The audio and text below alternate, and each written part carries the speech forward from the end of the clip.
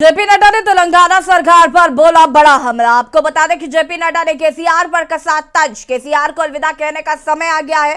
सरकार भ्रष्टाचार में डूबी है। तेलंगाना को गरीब राज्य बनाने का भी आरोप यहां पर जेपी नड्डा लगाते हुए नजर आए हैं। बड़ी खबर आपको बता रहे हैं, जेपी नड्डा ने लगाया। अगर हम देखें तो आज मुझे दुख के साथ कहना पड़ता है कि यह स्टेट तेलंगाना जो एक समय में सरप्लस स्टेट थी, उसको आज डेट में डालने का काम किया है तो केसीआर ने किया है। उसको अंधेरे में धकेलने का काम किया है तो केसीआर ने किया है।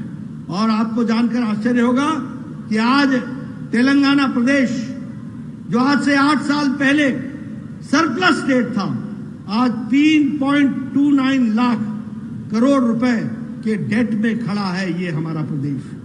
उसी तरीके से केसीआर बोलते रहते हैं कि Telangana is a richest state. मैं उनको करेक्ट करना चाहता हूं, Telangana was a richest state, you have made it a poor state and a dead state. ये भी आपने ला करके खड़ा किया है। अगर मैं बात करूं, ऊंचे ऊंचे विचार लेकर के चले, ऊंची ऊंची बातों को कहने के लिए चले। मैं कोशिश करूंगा, आपके तेलंगाना में कहावत है, उस कहावत को मैं तेलुगु में बताने का प्रयास करूंगा। पता नहीं मैं समझा पाऊंगा कि नहीं समझा पाऊंगा, लेकिन मैं कोशिश जरूर करूंगा। वो कहावत क्या है? उट्टी एगरा लेनम्मा स्वर्गनिकी एगुरा दामू आनू कुंडी।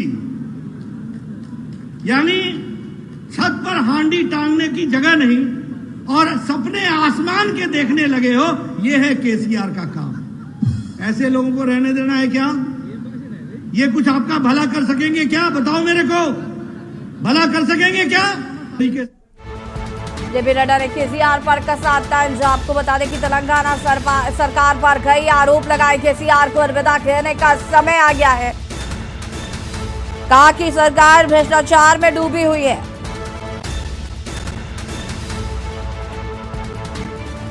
जेपी नड्डा ने लगाए तमाम आरोप।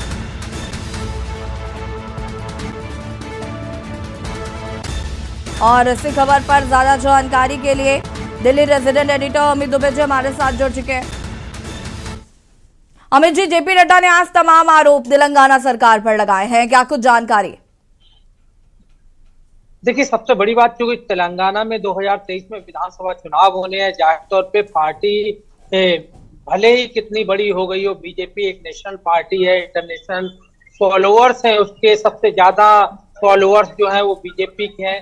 लेकिन इसके बावजूद अभी भी साउथ की अगर बात करें तो साउथ में बीजेपी अब तक अपना वो मुकाम हासिल नहीं कर पाई है। और ये एक बड़ी वजह है कि अब बीजेपी साउथ में पूरी तरह से पैर जमाना चाहती है, क्योंकि साउथ के जो तमाम प्रदेश हैं, चाहे हम तेलंगाना की बात करें, आंध्रा की बात करें, तमिलनाडु की बात करें, यहाँ पे जो रीजनल पार्टियां हैं उनकी सरकार है और बीजेपी सरकार के आसपास भी नहीं पहुंच रही है।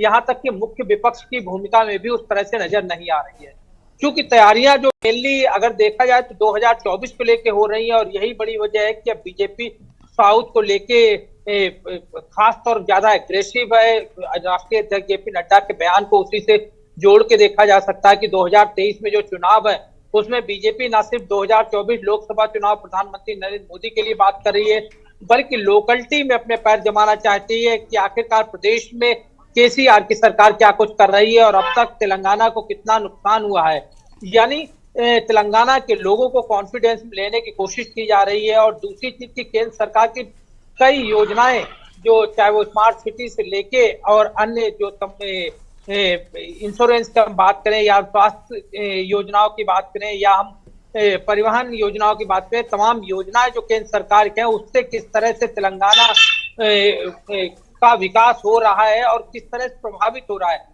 तो कई सारे तथ्य जो है वो जेपी नड्डा जो है यहाँ लोगों के सामने रखते हुए नजर आए और किस तरह से तेलंगाना के लिए बीजेपी जरूरी है, वो कॉन्फिडेंस जो है वो लोगों के अंदर राष्ट्रीय अध्यक्ष डेवलप करना चाहते हैं। और इसीलिए हमने देखा कि पिछले दिनों बीजेपी के कई वरिष्ठ नेता लगातार जो है वो साउथ का दौरा कर रहे हैं। तेलंगाना जिसकी मैं बात कर रहा हूँ, क्योंकि 2023 में चुनाव होना है सबसे पहले, उसके बाद फिर 2024 जो है वो लोकसभा चुनाव होना है। तो जाहिर तौर पर जो विधानसभा की परफॉर्मेंस होगी उसका एक बड़ा असर जो है इन क्षेत्रों में लोकसभा चुनाव पे देखने को मिलता है। जी। बिल्कुल अमित जी, और अगर हम बात करें तो 2023 में 4 राज्यों में भी चुनाव होने वाले हैं, लोकसभा चुनाव भी है।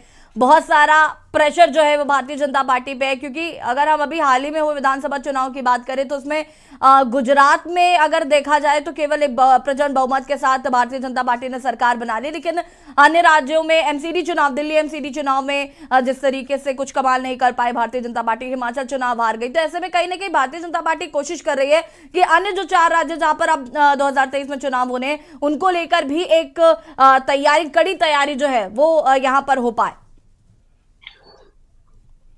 देखिए, जिसकी मैं बात कर रहा था, क्योंकि तैयारियां जो है वो 2024 को लेके खास तौर पे हो रही हैं।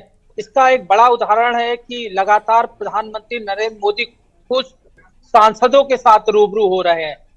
आज रिसेंटली अगर हम बात करें तो प्रधानमंत्री आवास पे उत्तराखंड के सभी सांसद वहां पे आमंत्रित किए गए और उनके साथ प्रधानमंत्री ने चाय पे चर्चा करी, यानी 2024 को लेकर किस तरह की रणनीति होनी चाहिए, उनके प्रदेश में किस तरह से काम होना चाहिए। प्रधानमंत्री उस चीज को मॉनिटर कर रहे हैं। उससे पहले हमने देखा कि यूपी के जो तमाम सांसद थे उन्हें प्रधानमंत्री आवास बुलाया गया था, जहां खुद नरेंद्र मोदी ने उन सबके साथ चाय पे चर्चा करी और उन्हें अलग से मंत्र दिया कि आखिरकार यूपी की सभी सीटें कैसे बीजेपी कब्जा करेगी, किस तरह से सांसदों की योजनाएं होगी, सांसदों किस आधार पे काम करना चाहिए। तो कई विषय थे और सांसदों का भी फीडबैक जो है वो प्रधानमंत्री ने लिया। तो जाहिर तौर पे मेन तैयारी जो है वो 2024 को लेके है। और जहां तक 2023 की बात है, सिर्फ 4 नहीं बल्कि 10 राज्य हैं जहां 2023 में चुनाव होने और इनमें बड़े राज्य शामिल है। अगर हम बात करें तो राजस्थान जैसे राज्य जो है जहां पे 2023 में चुनाव होने हैं। तो ऐसे में बीजेपी के सामने इन राज्यों की चुनौती तो है ही, इसमें कहीं कोई दो राय नहीं है। और बीजेपी का पूरा संगठन, अभी हमने कुछ दिन पहले देखा था कि प्रधानमंत्री नरेंद्र मोदी हो, गृह मंत्री अमित शाह हो, राष्ट्रीय अध्यक्ष हो, तमाम लोगों की या तमाम मुख्यमंत्री हो, प्रधानमंत्री आवास पे बाकायदा एक बैठक हुई थी और बैठक में न सिर्फ समीक्षा की गई। अमित जी, बहुत बहुत शुक्रिया आपका तमाम जानकारी देने के लिए। आपको यहाँ पर रोक रहे हैं जेपी नड्डा।